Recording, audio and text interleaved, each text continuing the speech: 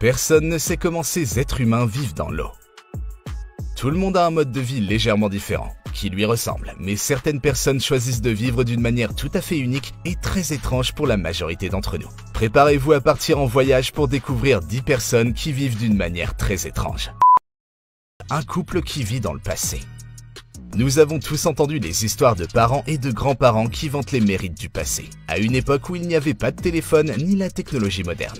Ce couple ne se contente pas de raconter ce genre d'histoire, ils la vivent. Lacey et son mari Dan vivent encore dans les années 50, littéralement. Ils s'habillent, marchent et parlent de la même façon, et ils vivent même dans une maison construite en 1953 sans aucun aménagement moderne. Ils utilisent même des appareils électroménagers vieux de 70 ans. Les voir habillés comme s'ils sortaient d'une machine à remonter le temps et au volant d'une vieille voiture, c'est vraiment l'ambiance des films des années 50. Mais pourquoi vivent-ils ainsi? Lacey a été émerveillée par les histoires que lui racontait sa grand-mère et elle affirme que lorsqu'elle a essayé ses vieilles robes pour la première fois, elle a eu le sentiment d'être à sa place. Chacun son kiff après tout. Les chasseurs de têtes du Nagaland. Le Nagaland est l'état le moins visité de l'Inde. Il se situe à la frontière avec le Myanmar, mais le manque de visiteurs a permis à cette ancienne tribu de préserver ses traditions. Entre de magnifiques montagnes et des étendues de verre à perte de vue se trouve le foyer d'une tribu très isolée, le peuple Naga. 17 tribus qui vivent leur vie comme leurs ancêtres le faisaient. La plus intéressante d'entre elles est la tribu Konyak, des guerriers féroces qui attaquent souvent les villages voisins et poursuivent encore une ancienne tradition, celle de décapiter les ennemis qu'ils combattent. Ils portent des tatouages distinctifs sur le visage et les mains, ainsi que des bijoux étranges faits de griffes d'animaux et d'autres matériaux similaires, afin d'effrayer leurs ennemis. Tous les membres n'ont pas de tatouage, ils sont gagnés pour chaque tête collectée, et plus il y a de têtes, plus les tatouages sont grands. La Dame Verte.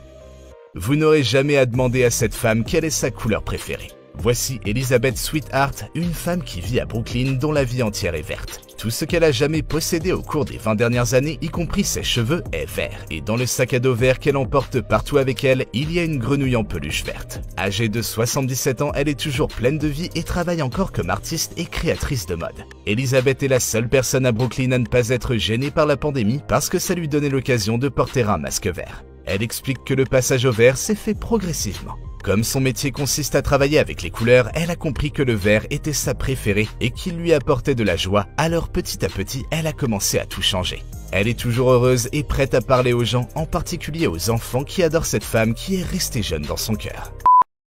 Tribu des Labrais. Qu'est-ce qui rend les femmes belles? Un visage symétrique? Une taille de guêpe? Leur mode vestimentaire? Des yeux bleus? Eh bien, pas dans cette partie de l'Éthiopie. Le peuple Surma se compose de 3 tribus, les Mursi, les Suri et les Mékans. La taille a son importance ici, puisque la beauté des femmes est mesurée par la taille de la plaque qu'elles portent sur leurs lèvres inférieures, qu'on appelle un labret. Les labrets sont principalement fabriqués en bois ou en argile et pour en avoir un, il faut se faire enlever 4 dents et inciser la lèvre. Au début, la plaque est petite, puis au fur et à mesure que la lèvre s'étire, elle devient plus grande. La personne qui porte la plaque peut choisir le motif et le matériau. Personne ne sait quand et pourquoi la tradition du labret a commencé et les guides touristiques racontent des histoires différentes, mais la plus logique est qu'ils voulaient rendre leurs femmes moins attirantes pour les marchands d'esclaves et que cela s'est transformé en une tradition et un symbole de beauté. L'homme devient un chien. Cet homme n'a pas tiré son idée d'une tradition ou d'un rituel ancien. Il aime tout simplement les chiens. Toko, un japonais, a dépensé 15 000 $ pour s'offrir un costume ultra réaliste de collet afin de pouvoir vivre comme un chien. Il a toujours un emploi normal et ne porte pas le costume pour travailler, mais il passe son temps libre dans le costume de collet et se promène même parfois tout seul. Ses amis et sa famille ne sont pas au courant de son alter ego étrange et poilu, et il a l'intention de le garder caché. Il a choisi un collet car les longs poils rendent le costume encore plus réaliste. Le peuple Karo.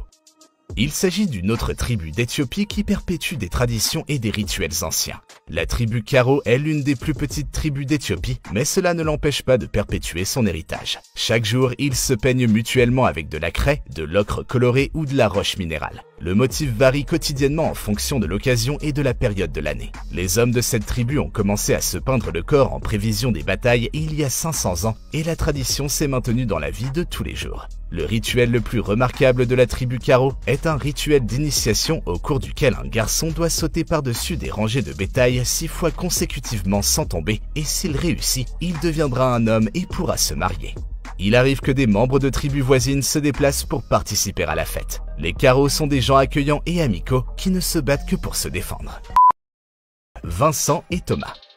Vincent et Thomas sont des frères jumeaux français qui ne sortent que dans de vieilles combinaisons d'astronautes. Les jumeaux n'ont pas choisi ce mode de vie, ils ont une maladie de peau très rare qui rend toute exposition au soleil potentiellement fatale pour eux et, ces dernières années, ils ont décidé qu'ils ne voulaient plus se cacher et qu'ils voulaient vivre une vie normale. Parmi tout ce qu'ils ont testé, le casque d'astronaute s'est avéré être le plus protecteur et le plus facile à porter, ce qui permet aux frères de sortir pendant la journée et même de suivre des cours à l'université à Bordeaux. Les frères ont donc commencé à jouer aux échecs et à voyager dans des endroits où il y a des grottes sauvages qu'ils peuvent explorer en toute sécurité.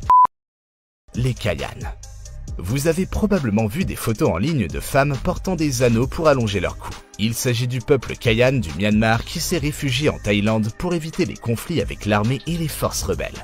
On les appelle aussi Padong. Les voyageurs se rendent souvent dans leur village pour découvrir leur mode de vie intéressant. Cette tradition remonte à l'âge de bronze lorsque les Kayan ont fui la Mongolie. Les femmes commencent à porter des anneaux autour du cou vers l'âge de 5 ans et portent de plus en plus d'anneaux lorsque leur cou le permet. La raison pour laquelle elles portent des anneaux est similaire à celle de la tribu Surma qui voulait rendre ces femmes moins attrayantes pour les marchands d'esclaves, mais cela a fini par faire partie de la tradition et devenir un symbole de beauté car dans la culture Kayan, les dragons sont très importants et dans leurs contes folkloriques et leurs peintures, les dragons ont un très long cou. Prahlad Jani. Prahlad Jani est un yogi indien qui affirme avoir survécu les 70 dernières années sans avoir consommé d'eau ni de nourriture. Naturellement, les scientifiques ont été intrigués lorsqu'ils ont entendu parler de son mode de vie et Prahlad s'est plié à une série de tests et d'études. Même après avoir été sous surveillance vidéo constante pendant 15 jours, il n'a rien consommé et n'a montré aucun signe de faiblesse. Il affirme que la méditation lui donne la force de vivre et les personnes qui visitent sa maison disent que c'est un incroyable lieu de paix. Les experts affirment qu'il possède une forme extrême d'adaptation du corps à la famine et à l'hydratation, mais il n'existe aucune preuve concluante permettant de confirmer ou d'infirmer son mode de vie. Le peuple Bajo. Nous arrivons enfin à notre sujet du jour, le peuple Bajo d'Asie du Sud-Est qui vit sur des maisons flottantes et passe une grande partie de sa vie à pêcher sous l'eau. Ils sont nés en mer et vivent toute leur vie de cette manière. Ils ne s'aventurent sur la terre ferme que lorsqu'ils veulent vendre ou échanger leurs marchandises. Regardez cette photo. Ils peuvent passer jusqu'à 11 minutes sous l'eau avant de remonter à la surface pour respirer, alors qu'un être humain moyen ne peut rester qu'1 minute à l'arrêt. C'est effrayant et impressionnant de voir comment ils ont évolué et modifié leurs gènes pour pouvoir vivre de cette manière. Mais la vraie question est de savoir ce que vous pensez du peuple Bajo. Connaissez-vous quelqu'un dont le mode de vie étrange mérite d'être mentionné ? Si c'est le cas, faites-le savoir dans la section des commentaires ci-dessous. Cette vidéo vous a plu? Alors n'oubliez pas le petit pouce en l'air et l'abonnement. Sur ce, je vous dis à très vite dans une prochaine vidéo. Damn.